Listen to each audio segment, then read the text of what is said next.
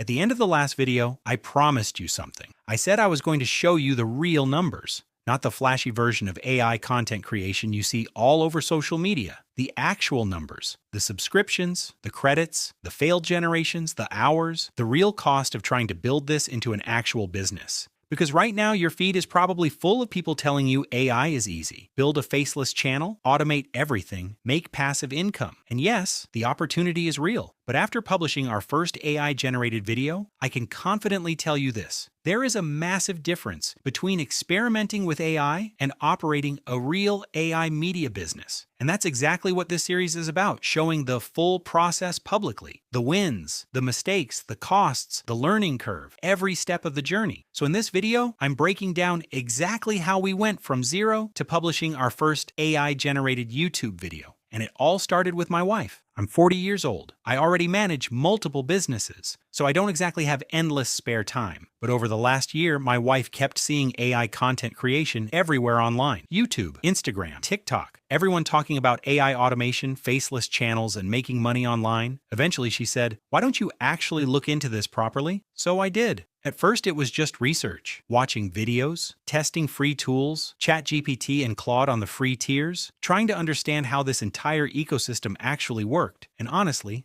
the deeper I went, the more surprised I became. Not because the tools weren't impressive, they are, but because nobody was showing the operational side of any of it. Everyone shows the final result. Very few people show what it actually takes to consistently produce this content week after week. The costs, the subscriptions, the workflow, the learning curve, the failed generations, the business structure behind it. That's when I realized this channel needed to be different. Not another get rich with AI channel. A real public journey. Building this from the ground up, showing the process honestly, showing what works, showing what doesn't. And once we committed to doing that properly, the free tiers stopped being enough almost immediately. The very first thing we locked in was the name, The Honest Chase. Before logos, before branding, before channel art, we secured the YouTube handle and social accounts first. Because you'd be surprised how many people skip that step, build momentum around an idea, then realize somebody else already owns the name. Once the name was secured, I started building Chase himself. At first, I experimented with multiple styles, cartoon versions, stylized versions, different character concepts entirely, but eventually I landed on something photorealistic and intentionally grounded around myself. Similar features, similar clothing style, similar overall presence, not a clone, but authentic enough that it still felt connected to the person behind the business. And honestly, this was the moment it all started feeling real. Not just an idea anymore, an actual brand. That process pushed me into Higgsfield AI, where I started building out the visuals, channel branding, banners, and early content concepts. But while all of that was taking shape, I also needed a script. And this is another area where I think people misunderstand AI completely. I used Claude heavily throughout this process, but this wasn't copy and paste content generation. This was collaboration, back and forth conversations, refining ideas, testing hooks, improving structure, trying to build a narrative that could actually hold attention on YouTube, because strong visuals won't save a weak script. Then came the voice. I actually started with Higgsfield's voice tools first, but they didn't offer the flexibility I needed. So I subscribed to ElevenLabs and found the voice. Clean, professional, grounded. But here's the key. Before any lip sync, I took that audio straight into CapCut. ElevenLabs is the best out there, but it isn't perfect. It generates a lot of dead noise. So I cleaned it up there first, trimming it down and making sure the voice sounded natural before wasting lip sync credits. Only then did I move on to lip sync. And originally I tried doing that inside Higgsfield as well, but I hit a roadblock. At that point I had a choice. Keep troubleshooting or keep moving. Time mattered. So I made the decision to subscribe to Kling AI instead. But again, that was another subscription. And this is where I started learning something very quickly about AI workflows. Every tool solves one problem and creates another. If you're finding this useful, hit subscribe and like the video, because every single step of this process is getting its own dedicated breakdown on this channel. Then came the B-roll phase.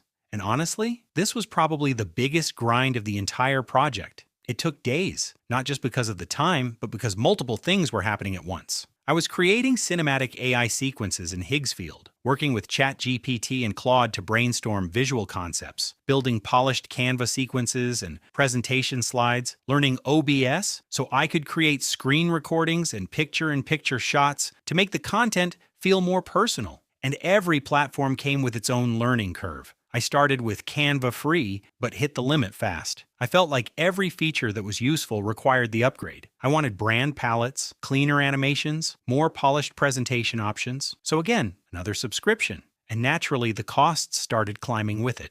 Every tool I mention in this video is something I personally use as part of this workflow. Some of the links below are affiliate links, meaning I may earn a small commission at no extra cost to you if you decide to use them. That's also part of building a real media business, creating systems that can eventually help sustain the operation itself. Now, once the visuals were complete, everything came together inside CapCut. This was the real edit. Building pacing, layering sound design, syncing B-roll, adjusting transitions, trying to make everything flow naturally. And honestly, this stage took hours, probably far more hours than most people would expect, watching the final result. Because this is where production quality actually gets locked in. And eventually we got there. The first video was finished, uploaded to YouTube Studio. Titles, descriptions, SEO optimization, TubeBuddy integration. And honestly, TubeBuddy itself became another learning curve. Even while trying to optimize the very first video, I realized the paid tier I needed was already costing more than I originally estimated. Another adjustment, another operational decision. Pro tip, there's a discount code in the description below that gives new creators 50% off. Worth knowing before you hit subscribe. Finally, the video was published, and honestly, that moment felt huge. Because after all the testing, all the subscriptions, all the trial and error, the channel was finally real. But here's the part nobody talks about enough. The monthly subscriptions alone were not enough to sustain consistent output. Even producing the first video required additional top-up credits on top of the subscriptions themselves. And by the time I started working on video 2, I was already hitting limits again. My Higgsfield credits were running low, Kling credits disappearing quickly, more generations needed, more testing needed, which suddenly creates a completely different business decision. Do you keep topping up credits? Or do you upgrade into significantly more expensive subscription tiers? And when you start thinking about posting consistently, 1 video a week, 2 videos a week, short-form content on top of long-form, you suddenly realize this becomes a real operational expense very quickly. This is no longer just trying AI tools. This is budgeting for a media business. And honestly, I think that reality catches a lot of people off guard. In the last video, we broke down the initial subscription costs, along with the first Higgsfield top-up and credits spent across both Kling and Higgsfield to produce video 1. But here's where it gets real. Subscriptions alone are sitting around $250 per month. Add in weekly credit top-ups, and you're looking at closer to $550 per month to run this properly. And honestly, I don't see that number getting cheaper anytime soon. Some videos will be light on AI generation. Others will be Higgsfield and Kling heavy. Demonstrations, cinematic sequences, multiple generations. Those cost money to produce. And as this journey continues, we'll keep updating that number. Every video completely transparently, whether it goes up or down. Trust me, I'm hoping it gets cheaper too. That's the real side of AI content creation most people never show you. So no, this wasn't passive, it wasn't instant, and it definitely wasn't free, but we published the first video. And now the real experiment begins. Can this actually become a sustainable business? That's exactly what we're about to find out together. Every part of this process is getting its own dedicated breakdown on this channel. The tools, the workflow, the scripting, the branding, the business setup, the real costs behind all of it. So if you want to follow this journey in real time and apply these lessons to your own niche, make sure you're subscribed and like the video. And if you want to see where this entire journey began, click the link on the screen and go back to the very first video. That's where the journey began. And everything we've covered today, that's what it took to make it. My name is Chase, and we're only just getting started.